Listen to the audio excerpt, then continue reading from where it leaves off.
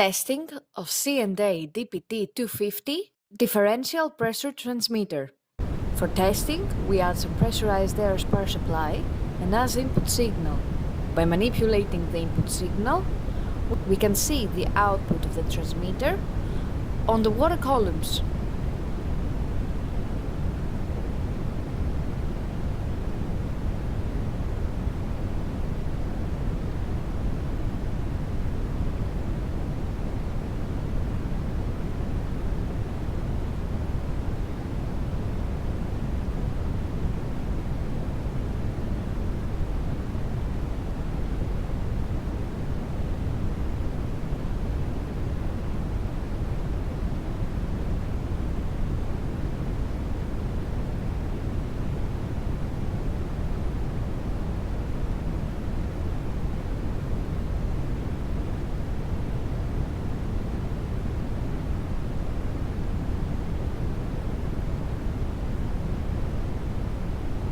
It is now clear that the DPT-250 differential pressure transmitter is working successfully and is ready to be delivered to the customer.